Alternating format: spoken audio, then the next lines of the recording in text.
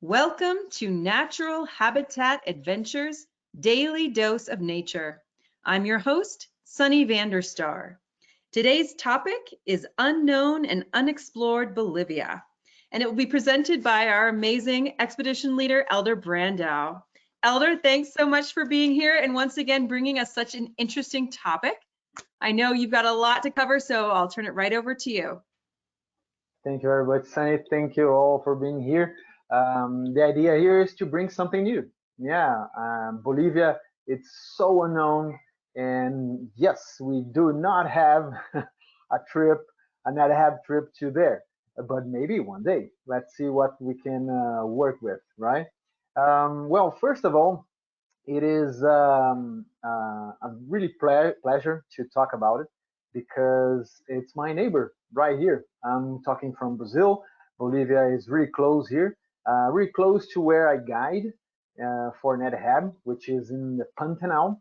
And Bolivia also presents an area that it's called Pantanal, together with the Paraguay. So just to give you a little bit of idea where it is, I just brought here one map and to show where it is, right? So Brazil is this huge area in east, right? And Bolivia is the red color area over there. As you can see in the center of South America, right?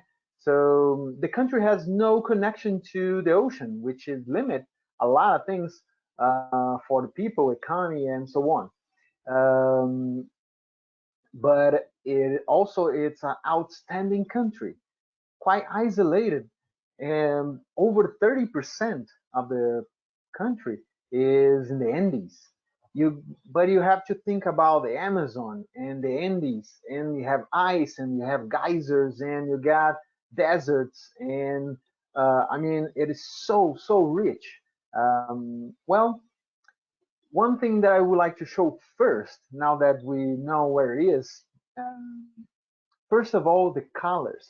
I brought here just one uh, picture showing a little bit of that.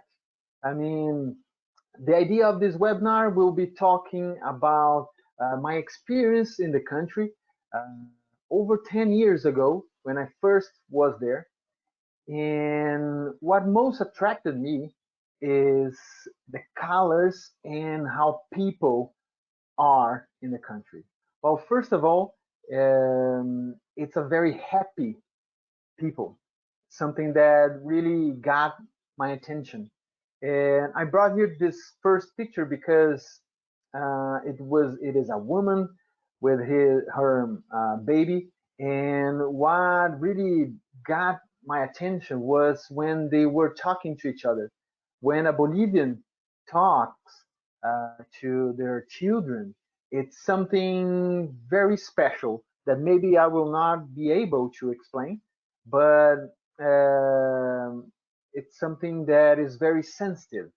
When they talk to children, usually they talk in their level, looking to their eyes and uh, speaking softly. And so when you walk around Bolivia, you don't actually see people screaming uh, uh, or being unpolite, and that really attracts my attention. And together with that really big heart that the people has is the colors. I mean, it is such a colorful country, and I brought here a few pictures to show a little bit of that. This is in Titicaca Lake, which is an outstanding place. I'll show you later a little bit more.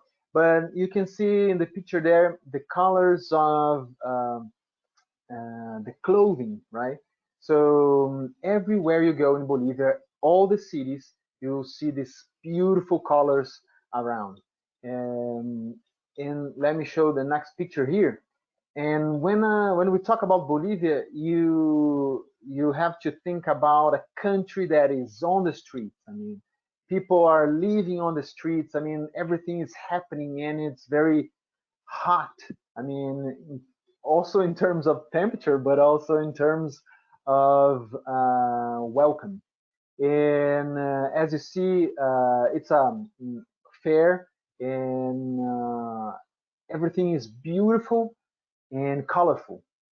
The clothing, the food, the buildings. I'll show you later.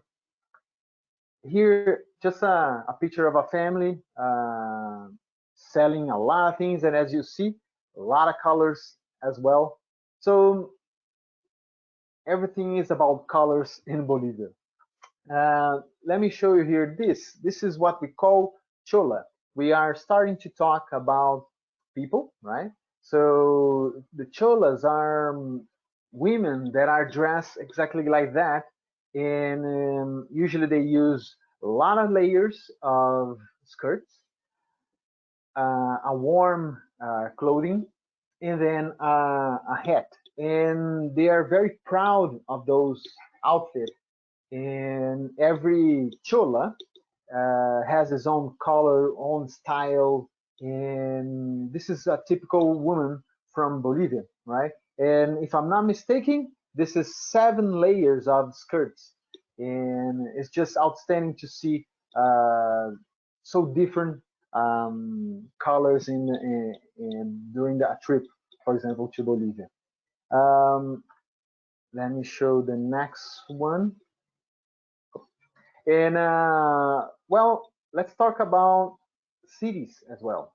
After I'll talk about a few cities, we'll talk about more about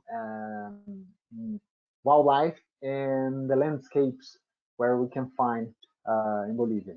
But this is a picture where I just love it, which is La Paz, as the capital of the country, is the administration capital, because I will show you another city and explain why Bolivia has 2 capitals, right? So La Paz, it sounds like it seems like you're very old movies. So this really old vehicles you'll find in everywhere in La Paz. In quite cold, quite high, is the highest capital in the world, right?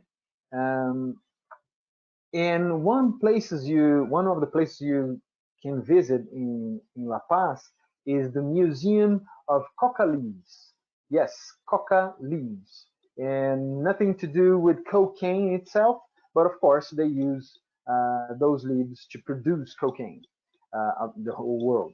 But this museum is very interesting. It doesn't take attention. You know, nobody knows too much, but it's quite nice, very unique, small, and you got yourself a nice history of how they produce the coca leaves and how it's important for the country and so on. Uh, of course, I brought here, this is a tea made of coca leaves, and this is really interesting and really special because everywhere in Bolivia you would find people chewing the leaves to help against the altitude sickness, right? And also, they everywhere you will find to sell those leaves, and you can drink as a hot tea, and really helps for against the altitude sickness, right? And so you use that, and you also have a pill in the pharmacy you can actually buy to help also with the altitude sickness. And as you can see in that picture, in the mouth of the lady there, you can see everywhere they're chewing the coca leaves. So it's quite important for the economy and also to maintain yourself healthy. I have to use when we were in the highest cities because it's so high. You can actually feel headache and you feel like you don't have too much energy. And the tea helps a lot. Also, chewing the coca leaves helps a lot. So let's take to the next step. Well, we talk about La Paz, which is the capital of the of Bolivia. but this is one of the most interesting cities for me, Samaipata, which is one of the first cities I visit. This is a really, really small town and really beautiful. Is in a valley and with a lot of bird life. So this is amazing for bird watchers. And it, the name, it means resting in the high altitudes. And this was actually where Che Guevara spent the last moments of his life. It was in this city. So it's a nice nice name too, Samaipata, the meaning, right? So I spent a few days there and bird watching, going to a national park. It's a national park called Amboro. Amazing, a lot of forest and high forest as well. So yeah, a beautiful place to visit. This is just a quite interesting rock formation. As you can see in the picture there, it looked like a warm hat and a Bolivian, actually, just a profile, right? You can see the eyes, the nose, just to see the landscape here. One of the nicest birds I have seen there, the ultramarine grosbeak. It's a beautiful, beautiful blue bird, and it was quite easy to spot. And it was in the national park as well. And this is a black cap warbling finch. Was actually close to the city, just walking around, and nice species as well. This is a glossy black thrush, all over the place, all over the cities as well. Quite easy to spot and quite nice to see. Well, talking about the next capital of the country, if a country could have two, this is Sucre. La Paz is the administration capital, so you got the government buildings there. But Sucre is the constitutional capital, if I may say, and it's a beautiful, beautiful city. I brought just two pictures to show you how nice it is. Very well done, beautiful buildings, really clean and organized. Beautiful place to be in a beautiful blue day, blue sky day. After Sucre, I visit another city, and this is what most intrigued me in the country, Potosi. This is the highest city in the world, and it's all surrounded by mountains. And there's a reason why it's so famous. Potosi, it is so beautiful. There's a lot of buildings and a lot of mining around. Potosi is in the highest city in the world and is known by extracting silver. So it is so known by this that there's some tours you can actually go there. But I brought here some pictures to show how nice the city is. Beautiful, colorful as well. And one of the most interesting for me was going on the roofs of the city, if I could say that. There's a tour you can actually go above the ceiling of many buildings, especially uh, churches and monasteriums. Um, and is you can actually see the city from a totally different angle. Nothing actually you would think about, but it is just amazing to see the city from there. Another picture of the colorful buildings there, as you can see there, and as you can see in the background there, the mountains always there. So, and this is why it's so famous. Potosi, by extracting silver, and actually you can visit, you can make a tour into the mines. And I have to say, I went there. Let me show you here a picture of me. with all the outfit to go inside there. But I have to say, I wish I had more pictures from inside the mine. But I'll tell you why I don't have. There's well, once you got all dressed up, you got a lot of information, a lot of rules, how to behave inside the mine, because actually you go down deep, like 4, 5, 10 layers down deep on Earth, and so it's pretty dangerous. And you go with the guides. And once you go inside, I was with a friend and we visited one of the chambers. And one specific chamber was with a kind of a god. They worship a god that protect the miners. And for some reason, me or my friend, we didn't offer anything to that protector, right? And believe me or not, once I left the mine, all my pictures were gone. I mean, erased.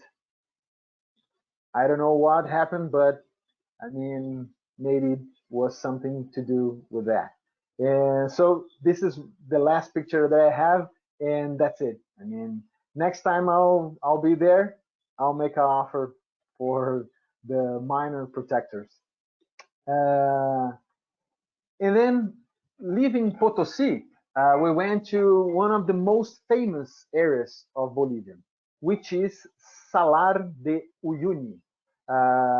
Maybe you have heard the salt desert that you can find in Bolivia, and it's just one of the most amazing places you can ever be. Well, first of all, to reach the salt desert, actually you have to cross a regular desert, and actually you have to hire a car, a guide, a cook, to spend with you at least 3 days crossing the desert. So it is just one incredible trip. Well, I brought here this picture to show how the desert is. This is another picture of our car, actually. We hired, this was our guide there. And you go with 2 or 4 people, yeah, in one of the cars like that. And you cross the desert for 3 days. So we bring water, food, the whole thing, and you sleep in a few places. I'll show you later. But this is a typical landscape of the desert, right? And start to see the wildlife. And this is vicuña. This is one of the species belong to the camel family, right? Vicuña is the smallest species. This is a native, right? With the 2 native species there belonging to the camel family is vicuña, with this little guy there, and guanacos. Guanacos, to see guanacos, you actually to have to be on an half trip to Patagonia, and those are the largest of the group. But here in Bolivia, you see vicuñas, which is amazing, beautiful animal.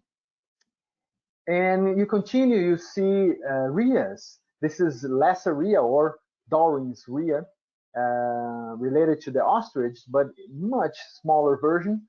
And now you can actually see a lot of the landscape of the desert, right? So you spend the first day looking for wildlife, uh, really getting to know the desert, beautiful landscape, beautiful mountains. And then you got this is one of the most beautiful birds I found there in the desert. This is a great-breasted seed snipe. It's a male, and it was just amazing how close we could get. And let me show here the next Wilson's phalarope. Also, you're familiar with this species, a migratory species, and go there to Salar de Uyuni. Well, this is one of the stops. So we stop in the middle of the desert. There's a small village and where you can sleep. So when you hire a tour, your guide and your car, the cook, and so on, they already have the places where to stop, all the facilities. So it's really well organized and quite nice tour to do. So you spend a night there and you continue next day, and then you find a beautiful area like that. So this is Colorada, Laguna Colorada, or Red Lagoon, where you can start to find hundreds and thousands of flamingos. So you can see some of them in the picture here, and this beautiful reddish color, pinkish color, is because of algae, right? So the scenario is just amazing. You're driving through the desert, and then you find yourself a beautiful, amazing, colorful lake. Or here, you got closer and closer to the flamingos. This is uh, Indian flamingo, and I brought here a better picture here. The largest of the flamingos there. You can see in the back, big flock of them. And so this is one of the most interesting things to do to see in the desert. Um, and this is a quite interesting one. This is Puna Flamingo. It's a species you find just in one little place in Bolivia. As you can see, the different details, it has a reddish marking around the eyes, more delicate than the other flamingo. So that's Puna Flamingo. Puna comes from an area in Bolivia called Puna. So you just find that species. Um, you find also llamas, right? So llamas are domesticated animals, right? So llamas are guanacos that were domesticated by the humans over 6,000 years ago. So some llamas around the desert too. Let's see. Oh, sorry. And then you find amazing blue color lakes like that.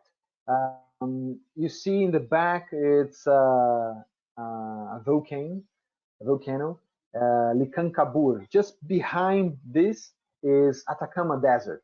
So some of you have been to Atacama in Chile, so maybe just a reference so to see where this trip goes, right? So one of the most amazing landscapes you would ever see is in the desert in the Atacamas or here in Uyuni in Bolivia. And of course, you are in the middle of the desert, and then you see a lot of snow. Uh, for me, it was my first time to see snow over 15 years ago. Uh, for a Brazilian, snow is quite rare. So, but yeah, you got so extreme things happening in the desert. And then you got geysers and hot springs. Actually, you can swim in a few places uh, with this nice warm water. So it is so different and it's so amazing. You got yourself beautiful landscapes, and you got a lot of wildlife, bird life as well, and you got some beautiful colors, blue and the pink uh, birds and the pink flamingos. So I mean, it's just outstanding to see so dramatic differences in one country. After the geysers here, this is the highest point in that 3 day trip doing the to access the South Desert.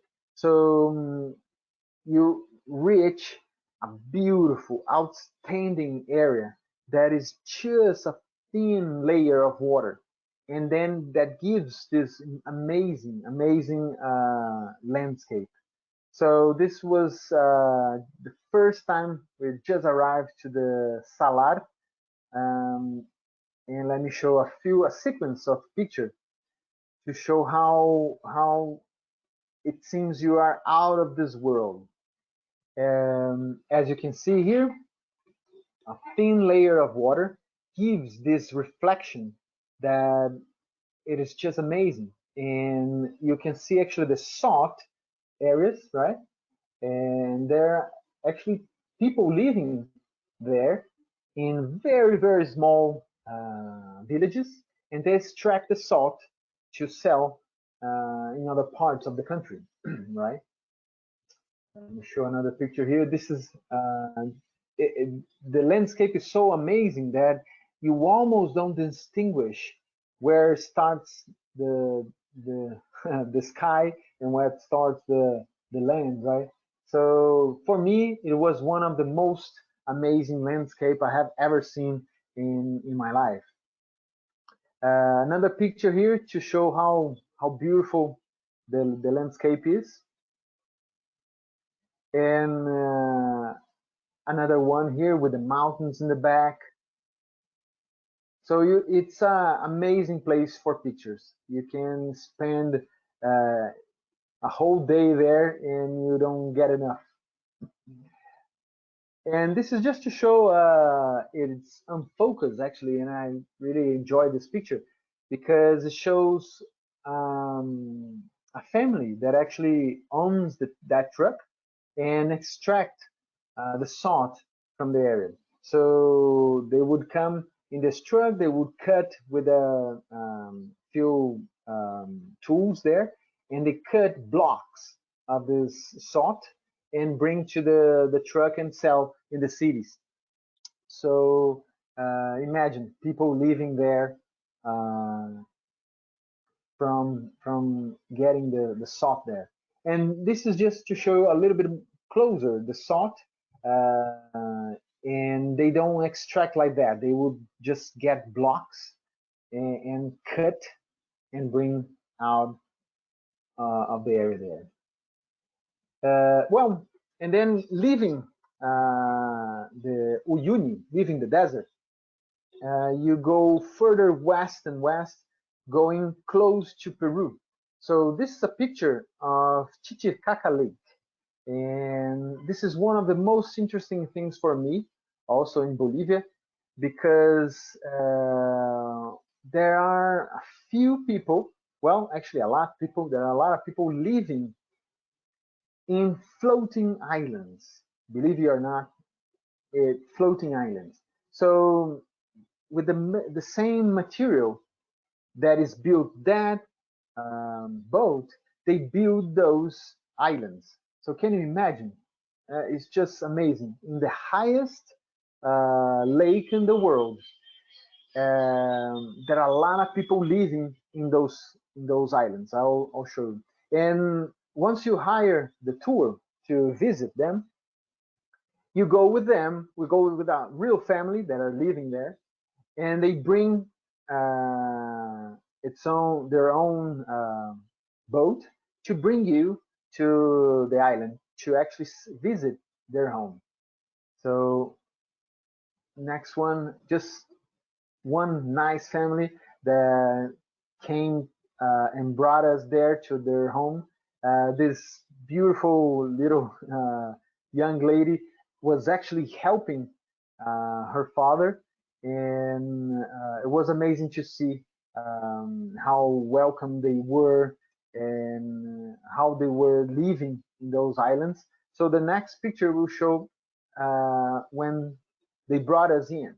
So can you see this is a weed, right? A reed, and that plant grows in the bottom of the lake. And every day they would extract a lot of that plant and bring to dry. So imagine it's a long process, and you're seeing now the the picture there, one of those islands. So you can see three houses there, but I mean this is a small island, but there's some islands that even have mayors. Can you believe that? So And it is such a big area that more than 1,000 people are living in one island. So you can imagine how big it can be, right? Uh, so this is one of the pictures of the island, and the next one was just one of the villagers there was showing how they do. So he's holding there one of those plants, and they cut this in a way that it has to dry, and then they start to put the layers and then build a big bed. So beside him there, just to the side of him, there is just a example of that. So a lot of the layers, old layers, and then they put more and new and new and new, and then they have this island to live at. So can you imagine to live in an island that you build yourself? That is just outstanding. And of course, the houses also are made by the same material, right? And the next picture here shows that. So of course, it's much drier, as you can see there, and the whole thing is just floating, and they have these boats to cross the Titicaca Lake and access cities both in Bolivia or in Peru. So Titicaca Lake is just make the two countries there. Well, after the floating islands, one of the most interesting things that we found also in Titicaca Lake was the Ilha de la Sol, né? Sun Island or the Moon Island. There's two islands that are called that. I visit the Sun Island, and it was just amazing to visit a very rural area, and it seems like you are 100 years ago, and they are just living this small, very small community, just living in these very small houses where actually they host us, so you can stay with the family there, and they live planting things, crops and roots and so on, and you can spend the whole day there. Well, I stayed there for 3 nights, and it was just amazing to see, to experience a day with the family. So they will leave early in the morning, and you can walk with them, help them on their duties, and then come back in the end of the day. They would have lunch. For example, us, we choose to have lunch right there. In their work, right? And it's just amazing. It's a beautiful place. And let me show in the next picture why it's so beautiful. Look how amazing the landscape is. So after being with them, you can actually walk around and make trails, and it's just amazing. I mean, you see the Titicaca Lake uh, in different angles, and with this beautiful color, crystal clear water. Uh, Next picture, I'll show you here a little bit about the beaches you'll find there. So I mean, this is the Sun Island, or the Island of the Sun, and for me it was one of the most interesting experience I had with local people, sleeping in their houses, and actually seeing a lot of the landscape in a paradise area. So this is the Island of the Sun. So I think this was the idea, to show a little bit about the country itself, to tell you how amazing the country is, how beautiful the landscapes can be. You go visiting cities, you go visiting high, beautiful lakes, and then you can cross a desert, visiting visiting a family living right there in the middle of the desert, or sleeping in a floating island made by humans, or even staying with the locals in their house in the island of the sun or in the island of the moon. So I mean, it is just an outstanding country, and I hope one day NetHab can have a trip to visit the country because it's worth. And Bolivia, it's a pretty poor country that needs a lot of infrastructure, but in terms of natural landscape and wildlife, it's one interesting destination in South America. So I think I would like to give some chance for questions, and maybe we can visit Bolivia together.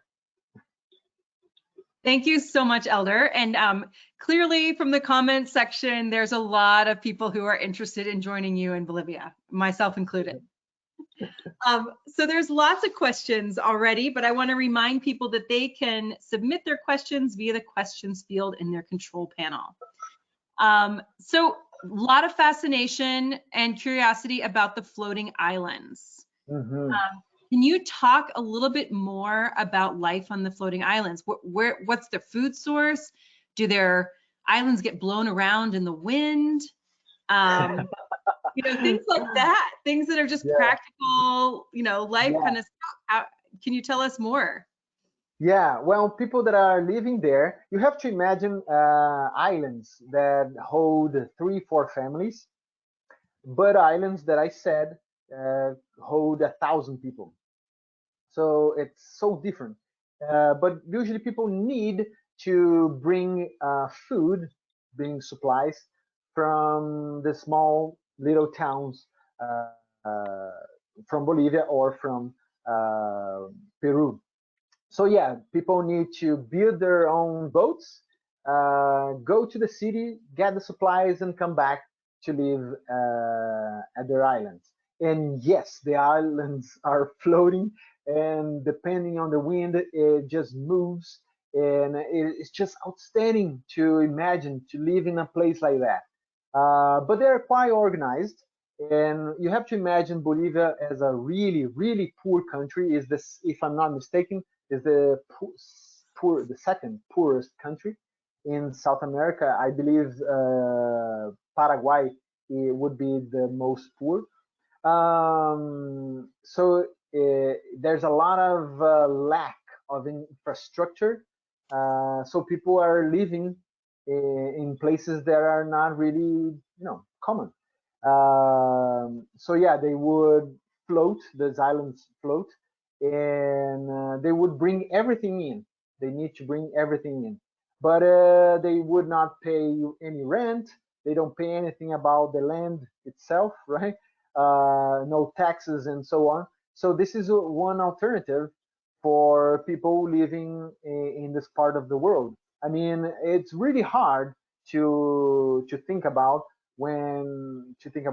this when you have our home Wi-Fi in a nice neighborhood, but it is very, very unusual life to live in Bolivia. So one of the things that people found a way to live in a decent way was in Titicaca Lake in a floating island.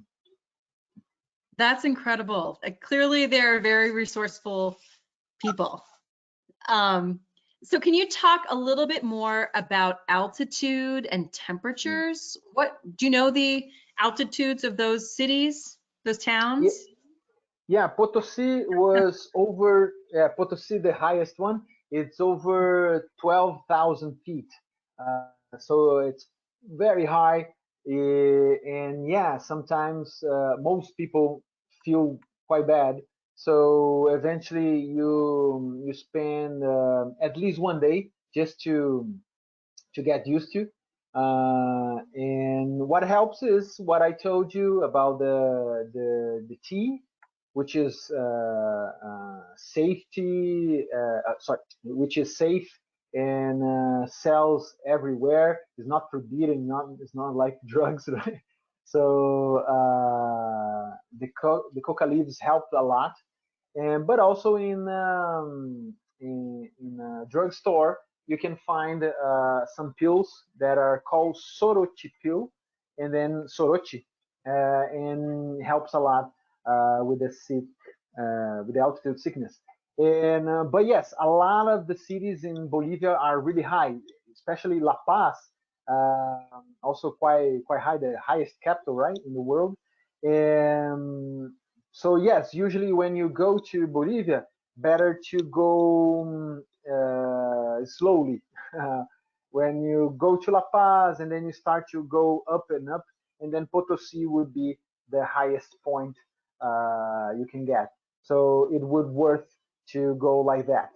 So you spend a few weeks, and then the next week you go to the highest places. So yeah. Sounds good. Sounds smart. um, so what about the silver mines? Have they had negative impacts on the environment that you saw or aware of? Oh, definitely yes, right. Mining, there's a lot of negative impact in terms of health, in terms of environment, and yes. But the interesting thing about the mining was the history. So how much of silver was already extracted there, and how important was for the country, especially because it is a poor country. But also in terms of even visiting tourism. So it is just amazing to see the conditions they're living there. Actually, I believe it or not, I met a Brazilian working inside the mine, and it's just was for me was outstanding. Uh, so you have to get yourself an open mind, first of all, to visit an area like that, because the conditions are not great, right? Imagine once you go in the mine, usually people ask you bring a small gift, for example, sodas, chocolate, some sweet, because this is quite good for them that are working in the mines there. So I mean, you have to get an open mind as well. Quite interesting place to visit, but also very difficult situation and life conditions and work conditions. Hmm. Can you talk a little more about the flamingos? Are there shrimp for them to feed on in those lakes, or how do they survive? Yeah, krills, right? And then other meat crustaceans, right? So they, as other species you are familiar with, you got the Andean flamingo, you got Chilean flamingo, you got Puna Flamingo, and they all feed on crustaceans, right?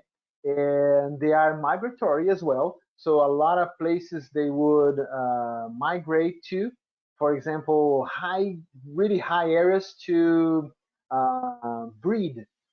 So uh, I have not seen them breeding, which is one of the the trips that I would like to go to, because then to see the breeding season and to see the breeding dance that the whole group does, I mean that would be amazing to do.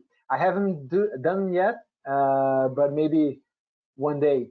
Well, yeah, South America it's amazing for flamingos. Also, we can see flamingos in Patagonia and in Brazil, and I mean, there's a lot of places to see. And Bolivia is just amazing because actually you see uh, three species in fairly easy to see. So yeah.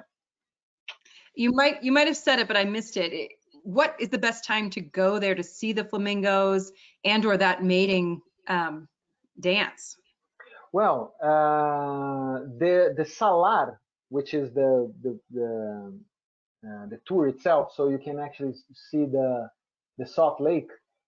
better in summer, our summer, South American summer, right? So December, January, February, and March will be the best months because then you got a very thin layer of water, and that just makes the difference to get the really great experience of being in the salt desert.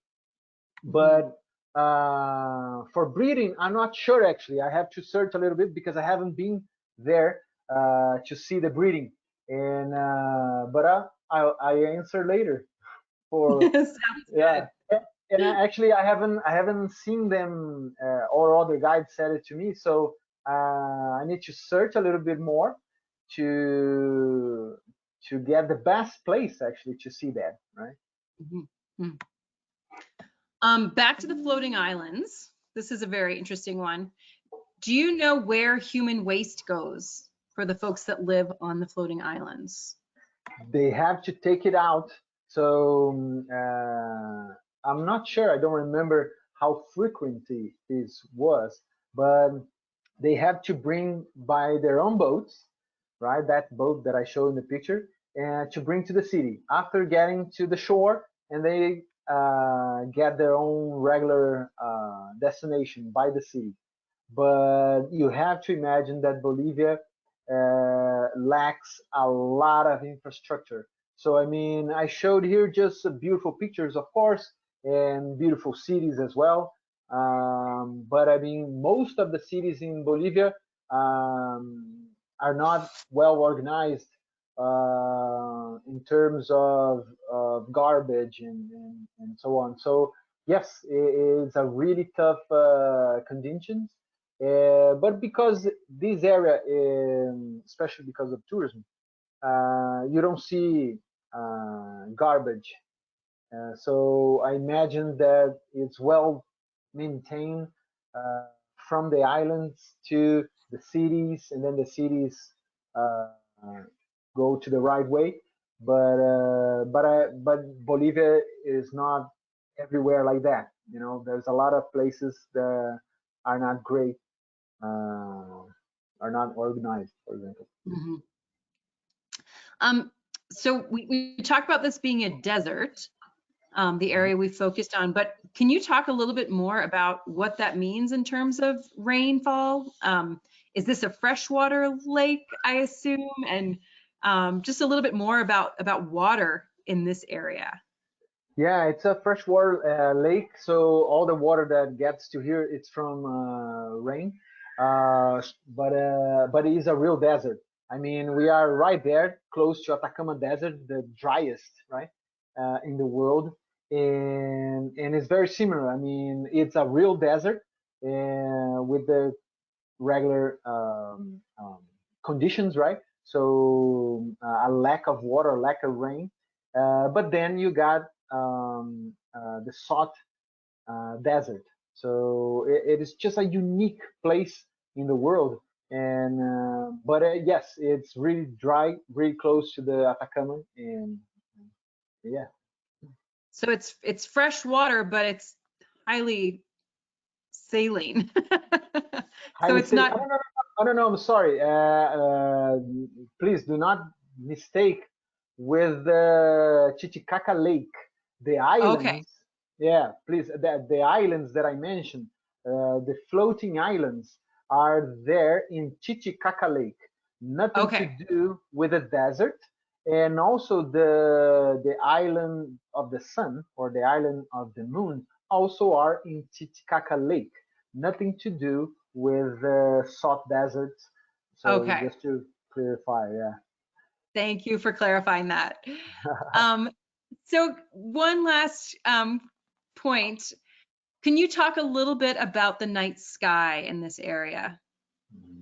Yes, well, one of the best if you have been to Atacama Desert. I mean, people are more used to that or have heard about that, and because of the conditions, the natural conditions of the dry uh, weather, and to be in the desert and no light pollution as well. I mean, the best place ever to see the sky at night. So even if you are in Chile, in Atacama, or if you are in Bolivia, in the Salar, uh, I mean, this is one of the best experience you can ever have on a night sky. I mean, I just love. For me, astronomy is one of the most interesting things, and yes, we can see so much. We could spend, I mean, hours and hours looking to the sky and telling a lot about mythology and all the aspects of the southern hemisphere sky. And yeah, definitely you would see the Southern Cross and centaurs and so many other constellations. So yeah, I mean, you could hire a tour just to be at night there in the desert. So with a special guide to tell you about the night sky and worth. It sounds amazing, really unique and beautiful. And thanks again for bringing us the images and just sparking our imagination. I do hope that Nat Hab is able to develop a Bolivia trip sometime in the near future. And like I said, a lot of folks are also on board. I'm going to turn it back to you for any closing comments. Thank you very much, Sunny. I'm inviting, as I said to you, I'm inviting every time a researcher so we can chat about conservation and a beautiful destination around, especially South America. Today, I brought here Bolivia because it was a very interesting destination for me. It was my first trip solo. I mean, without my parents. So for me, it has a special value. And I hope Bolivia can get in better shape economically, so it can actually give a lot of chances for us to visit because it's just outstanding country. And I hope NetHab one day goes there too. So thank you very much, and I see you next webinar. Sounds good. I want to thank everyone who tuned in. Please join us again tomorrow for our next Daily Dose of Nature. You can check out this week's lineup, including registration links, on our website at nathab.com/webinars. We did record today's presentation, and we will have the replay available on our website soon. With that, I will conclude the webinar. Hope everybody has a wonderful day.